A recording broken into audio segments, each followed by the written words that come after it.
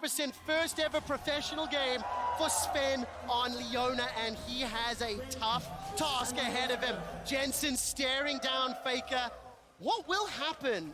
I'm about to ... Can Jensen deliver on a tweet he made 6 years ago? I feel like Jensen has to deliver in this game because one thing I'm looking at for C9 that's pretty favorable is they should have both Prio and Min and Bot, right? As you're going to push into Lissandra early. Berserker and Sven should be expected to do on the bot lane as well. So maybe you can set up for Blabber to play heavily around these lanes early on and start setting T1's comp behind where they can't really use the fact that you want to have Faker moving and roaming around the map. I love the cowbell. We're 3 or 4 blocks away from Rockefeller Plaza, calling out one of the best SL sketches of all time.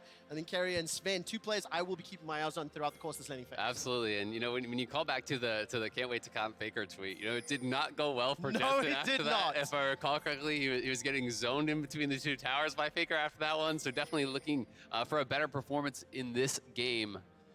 Blabber looking like he wants to invade and start enemy Raptors. It is a great strat on the Poppy. You clear through those Raptors very, very fast. I'm curious to see, though, will he commit to more of a split map situation, or is he just going to try to go Raptors to Raptors and try to defend his own bot side? Because those paths can be quite strong. Yeah, I definitely feel like Blabber should head down and actually play with his bot side. Yep, he's going to be able to do it. He's going to set up Jensen quite well, but can they actually defend it? That's kind of the question, right? Because Owner's already there. Yeah, it looks like Owner should be able to get this one. Blabber's going to be a little bit late to fight into the chickens. Going to be smited away, and Owner, small advantage already. Look at the mini-map. Sven has already stepped up towards that tri-bush, but that's going to push this Poppy a little bit down. And when I think back to the draft, I think back to some of the tools available to T1. If you can keep Blabber down, that Champions Kit becomes significantly less powerful, assuming the rest of T1 will be able to deliver. Yeah, absolutely. I mean, you know, if you get too far behind, you know, you are going to be very squishy, but Poppy does always have that playmaking, and that's something that Blabber is always looking to go for. This is a guy that C9 has developed a lot of faith in over the years, and you know, it's really fun listening to them talk about Blabber because they talk about how when Blabber makes a call, if you don't listen, Blabber's going to end. But if Blabber makes the call and you do listen and everyone goes with him, that he's almost always right with these calls. They've developed so much faith in his instinct for the game, and he's such a student of the game. It's basically, you know, all he thinks about, all he does, and he's one of those big stars for Cloud9. And also, I just overall like what he's doing so far in the early game here with how he pathed from Raptors to Raptors, now matching Owner's pathing. But Owner might be able to find this one. Oh, Fudge stepping forward and waiting to see what cooldown's available. Flash is still up, looking at the mini-map. Blabber's making his way into Owner's jungle. That's a leap forward. The third Q gets the knock-up. Counter-Strike will channel the stun by some time. Flashes into the tri-bush. Here comes Blabber. Leap across the ward. Fudge is out, but some spell blown. Successful game. Yeah, and Owner, I mean, looking for one of the plays that set T1 up for success in their season, right? All about playing around their top side. That's how they're able to beat EDG on day 1 too, but with Fudge able to get out, not able to get it. It's Grabber, baby. We're on the board. I completely forgot for a moment. Trevor just looks so confused. Like, why are they cheering? Did I miss something? I was listening to it, and then I looked at the name, and I'm like, sorry, sorry, Crabber, I did forget. Now he's pushing in the wave with the help of Fudge. That will be caught by Zeus, and instant back away from Cloud9. But absolutely needed to do that because the wave was actually in a pretty bad spot, and even though they do force the flash, you know, Fudge was not going to be able to actually walk back in the lane and fix that himself. Blabber needed to get up there, reset the wave, allow Fudge to go back to base here and try to reset. Of course, he will have to be playing pretty safe, and I think that's one of the reasons that he does pick up a pink ward here. I think we're actually going to see him just sit on the pink ward and have that available for the leap strike on the retreat, because you are going to be pretty dependent upon that now that you are down your flash. But Faker moving down towards the bot, they should know he's coming. Ooh, Faker level 5, Tomb not available to him, but no further follow-up either, no stun from that Alistar, so Sven as well as Berserker able to back away. Just quick scan, CS is pretty even across the board, and with the exception of that flash being blown top lane, we haven't seen anyone picking up that first advantage just yet. Yeah, still though, overall nice use of the window by Faker. Recall TP'd back to lane and it gave him that potential angle to move down towards bot side. But Owner just wants to keep invading these Raptor camp because he does have the timer, knowing when Blabber did walk up to start those and finish them himself. Blabber has no smite, so it should be Owner's as long as he's willing to actually commit that smite to it here. And I don't think we're going to see any sort of a fight over it because Faker did have the move. He just cheated into that side lane brush very nicely. And that's going to keep Blabber away from actually committing to any sort of a scrap over it. So T1, doing a good job here, but we are treated to a pretty even early game thus far. Yeah, no real significant advantages. A couple 100 gold here or there.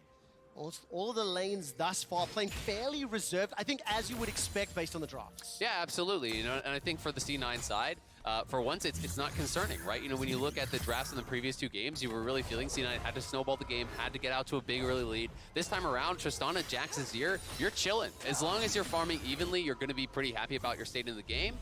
But I am interested to see how Berserker handles a lot of these fights because he didn't take cleanse, and there is a lot of CC on the other team, so he feels like an easy target. Yeah, and I also feel like T1 have done a good job of setting this up to put C9 in an uncomfortable position. We saw the lack of vision they have now, and with Faker hitting level 6, this is where T1's wanting to find windows to start making these plays on the bot side. Oh, Alcove Gamer, Alcove Gamer, Alcove Gamer! The two-man knockup! First blood secured by Carey, and frankly, I don't even know if bonus damage was needed. Honestly, just great patience coming out from Owner to make sure that the play worked. I mean, not even having time to use summoners there from Sven, just instantly deleted down, and now T1's bot lane in a great position. And if I can say, it's Sven's performance I'm the most interested in terms of the scaling, the team fights, the philosophy that helped Cloud9 pick up so many of their wins. It wasn't necessarily this look for him that was stepping up. Blabber once again, this time shadowed by Carrier. Oh, Carrier just now spotted them, but they saw Carrier as well. So now Blabber's in an awkward spot. Here comes Faker. He does have ulti. That's a very good passage over. The Claw of Doom comes out from Faker. Does he commit the flash? Holding on to it. Blabber gets knocked up into the air at least once and manages to waddle his way to safety. Flash blown. It's just such a good read from Carrier. He knows we made a play bot. There's going to be an answer on the top side. Blabber was looking for the invade, and Zeus was in a spot where he would be vulnerable. But because Carrier is there, Faker has pushed mid. He makes the roam up. They cover Zeus, and they get that flash off the C9 jungler. I also do believe that we saw Sven actually start walking towards spot lane before he reacted by going up. Oh, that was bold! That was confident from Berserker. Well, he knew that Carrier wasn't going to be there. He just didn't expect that Owner would be coming in for a lane gank, right? And he would win that 1v1 pretty heavily, but it's a great read. Again, T1 are foreseeing what C9 want to look towards. First, they expect the gank towards topside. Carrier answers that. Then Owner says, all right, you're going to attack bot now, so he's there answering as well. Fight, fight, fight! Infernal Chains pulls Fudge backwards. Zeus wants to eat him alive.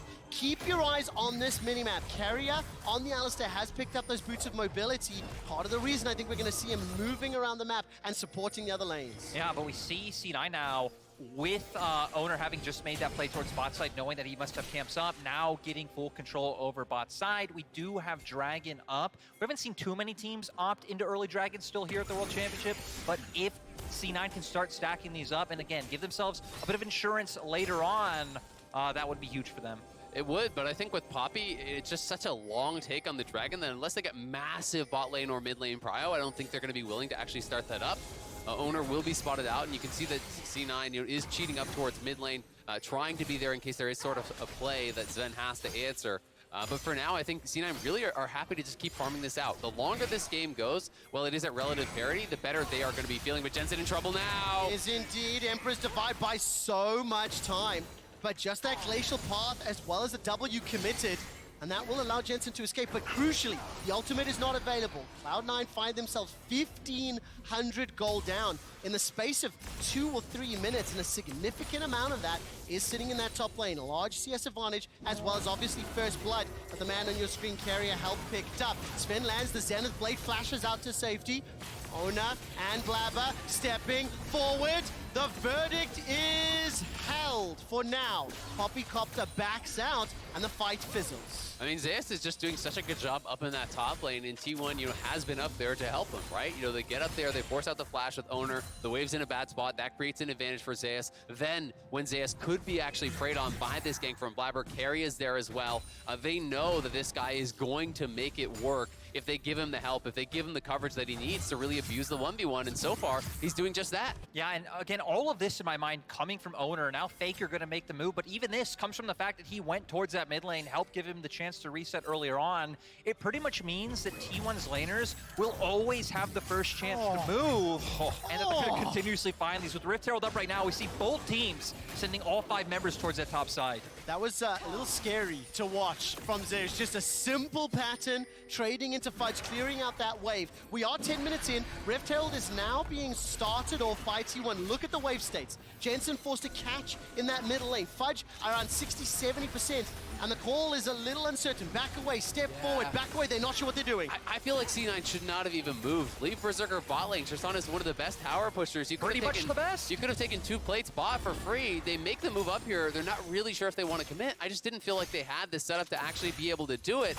And as a result, they really get nothing here. Jensen will be pushed back, so it's an easy Herald. They can drop this mid potentially to try to, push out that Azir and take away that bastion of safety, but C9 committing resources to move and they get nothing for it. Especially now when we were just hitting on with T1 and how owners played, it's pretty much always set them up to be first on the play. Had C9 cross map, that actually could have disrupted that timing, so now they could have continued to look for it as Fudge. Look for the all-in. I mean, right now, that's a level advantage over Fudge. 2 levels over Blabber, and that's 3-4 times I've seen Blabber show his face top, and it feels like he's saving Fudge's life, just showing a presence to dissuade a dive. Yeah, and I mean, we saw C9 trying to look for the lane gank, but even regarding that, yes, T1. Here comes Faker. Here comes Faker. Look at that south quadrant. It is being shadowed, or he is being shadowed by Jensen. And Faker will turn his attention back to that mid lane. Blabber slowly making his way towards this bottom lane. And the 3-man stack of T1, they didn't fancy the fight. The wave was cleared out. But just look at how much information T1 has, right? You have full control wards on top side. You just said all of T1's members leaning down to bot side jungle, and it pretty much means C9 have no entry points into these lanes. Yeah, absolutely. And they still don't see Faker. He's actually recalling in a side brush, but they don't know where he is. So Blabber is here trying to hover. It will just be the charge for the plates. Won't actually be able to knock that down, but T1 really starting to open up a very solid gold lead now, 2,000 ahead. And they just have had such a good read on everything that C9 would be looking for. They preempted the plays, whether it's Owner, whether it's Carrier, whether it's Faker moving from the lanes. Anytime C9 would want to look for something, T1 is already there with the answer. Now the question for me is, can C9 stem the bleeding and slow things down? This composition that they put together scales beautifully. There are a number of tools that they can use. The thing is, Cloud9 have not been able to answer Owner at all. He has gone where he pleases, done what he pleases, and taken every single person's flesh pretty much across the board. Yeah, absolutely. I mean, I think the one thing going really well right now for C9 is Jensen, has incredible farm, up at 136 CS, 12 and a half, or a little bit past that into the game. So he's doing very well, has the early mythic completion. Just buying him time, buying him that space. If he can really have a great team fight, they are going to have an opportunity. But Fudge is struggling in that top lane, and that's by far the biggest concern here. When you go into these carry versus carry matchups, you are skill checking these players, and Zeus is one of the hardest players in the world to do that against. I mean, definitely, right? Coming in, everyone had him in 369 as kind of the 2 top names of top laners coming into the tournament, and he has shown why so far. Still though for C9, I like what they're doing right now, to where if you at least have Sven and Blabber constantly hovering around mid lane and then matching what T1 wants to do, you can try and extend the game time as long as you aren't giving into those fights. Absolutely. The only problem is, it's only kind of like slowing them down, right? They're never actually getting anything from their moves. So Sven and Blabber are committing so much time, and you touched on this earlier, Trevor. You're committing a lot of time to only save your top laner for a second. And then as soon as they back away, Zeus is bullying Fudge again, right? And that's the biggest issue here. Carrier is playing on the side. Berserker knows they could be around, so he's going to back it up, and that means first tower very likely going the way of T1. And Azael, I love the proactivity of T1. It has been led by Owner's jungle invades time and time again for 12 minutes. Tower first blood secured now at 14 minutes. The gold lead over 3,000.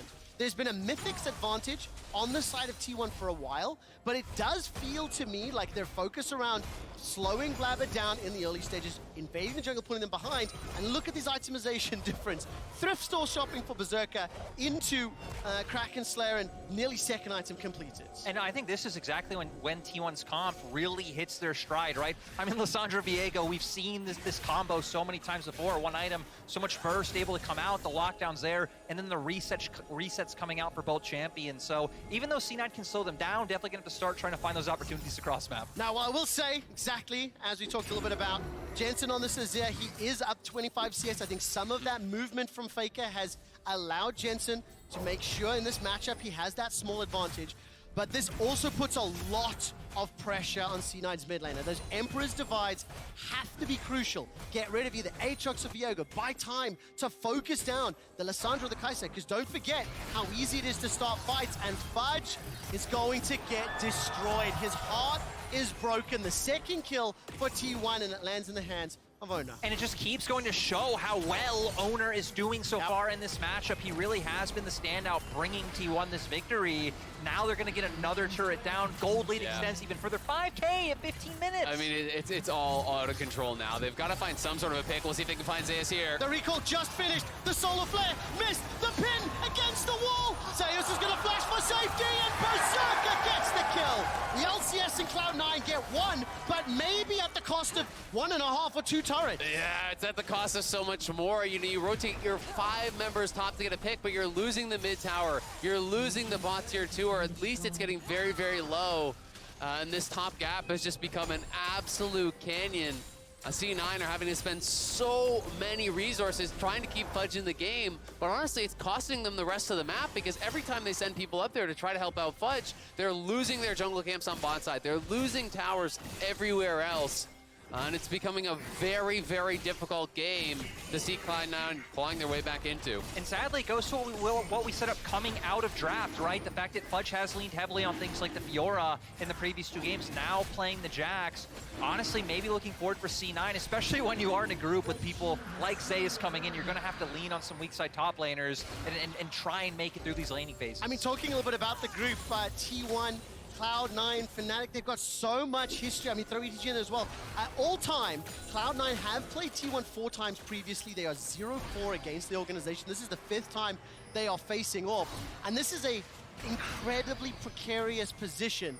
Now, obviously the game has been dictated and controlled by T1 significantly. We are playing for Cloud Rift right now.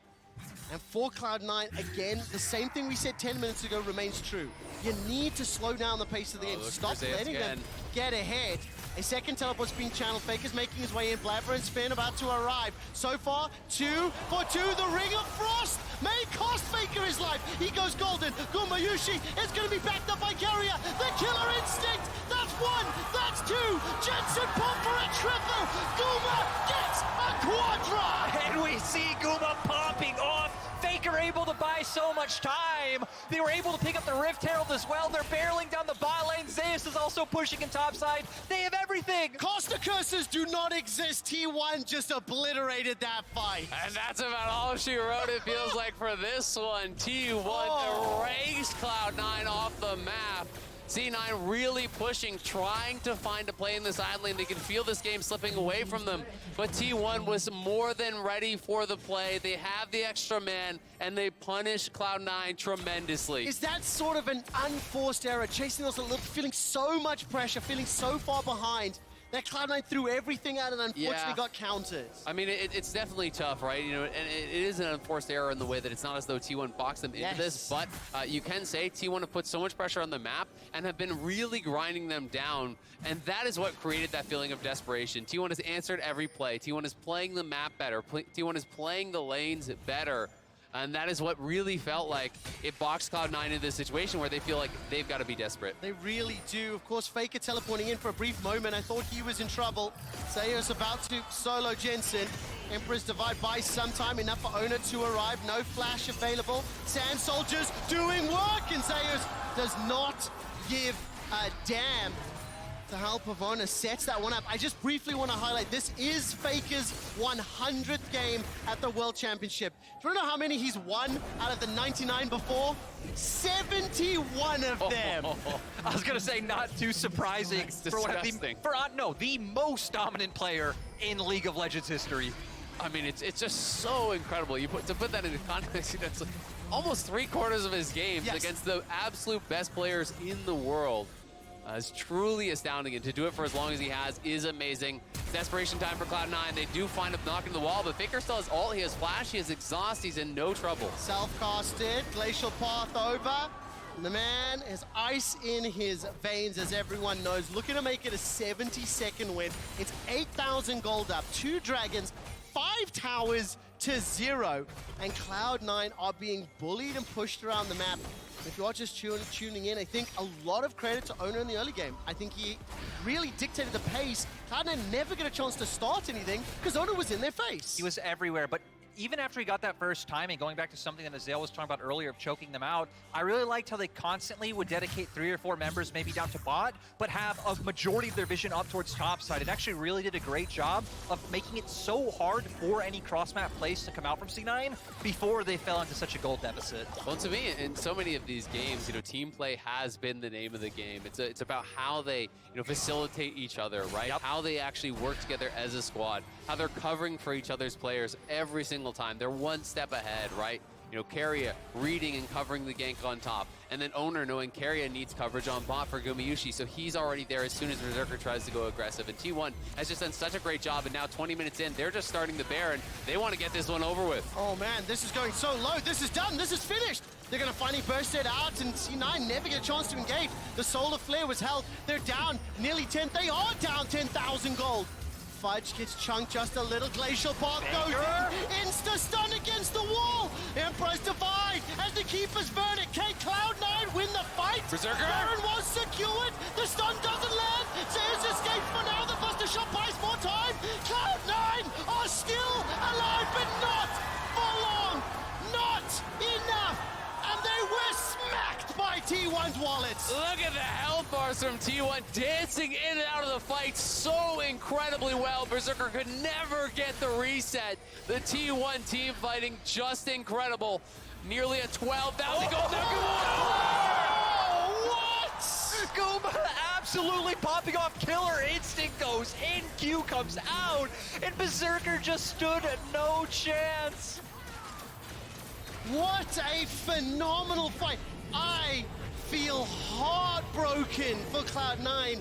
They pushed and held the line and every skill shot hit, but they are so far behind in the stats game, it ultimately didn't matter. Yeah, they just don't have enough gold to really hammer it through. You know, I do think the fight is played out pretty well here. Berserker was free firing for most of it, but he's just so far behind that he can't actually finish anyone off. Zeus getting so much health healing there, not quite burst down. Jensen on the side getting taken out by Gumayushi, and Berserker, you know, he gets Owner very low, but then he gets a reset. Faker is living with no health. Keria is living with no health. They just can't quite finish off the T1 players to turn it around, and we're back to live, and we're back to watching C9 die again. Now C9, I mean, just now really feels like nails kind of going into the coffin. Gold lead just too big. They're already buried. Yeah, the coffin's sealed up. Are already there. Cloud9, I can tell you one thing. T1 took EDG down in 22 minutes and 50 seconds. So you've lasted longer than EDG, but not by much. T1 is pushing into the base as the Glacial Path is followed up. The Tomb is available, waiting for a target. T1 have got an inhibitor in the top lane, a turret in the middle lane, a turret in the bottom lane. A second inhibitor is falling, and this team looks unstoppable right now. T1 just winning everywhere across the map. The team play has been immaculate. They have all the super minions now baroned up, and C9 not going to be able to prevent this push. No, they're not. The Poppycopter's charging and held. A few more seconds are needed. A stun against the wall for Keria, and he taxis via Fudge to the Nexus turret. Faker still has that ultimate available to him. Baron, empowered super minions pouring into the base. All 3 inhibitors secure. The Solar Flare sidestepped by Guma. And T1 waltz out of the base, take 3 inhibs, 4 turrets, and explain nothing as they escape. Well, C9 are down 15,000 gold, but bright side, there's going to be a lot of super minions to farm up, you know? Maybe potentially going to see Berserker actually get to buy an Infinity Edge this game, maybe. Yeah, I think T1 just about have this one wrapped up. C9 again trying to look for picks. It's all they really can do. We'll see if they can get Owner down. Let's find out. Not just yet. The watch is stopped. The timer is started, and Berserker still can't do it. He can't get Owner. Wuma's turning his attention now towards Fen with the backup of Faker, and Owner's going to continue to chase forwards. Fen will get melted. Berserker's going to hop over the wall and get chased down by the killer instinct of Gumayushi, and now Fudge he wants the penta! He's going for it. The pentakill. Guma's chasing. He's hunting. Where's the missiles? That's a leap forward. Vision is spotted. Blast cone over the wall. Keria, you monster! Keria able to stop Fudge. They're still going for it. The Captain Guma? Rain. Look at the super moves of the Nexus. Fudge is going to escape for now. The Winions take down Cloud9. T1 able to show such an immaculate bounce back after losing to Fnatic yesterday. Again, the team play was on point. Owner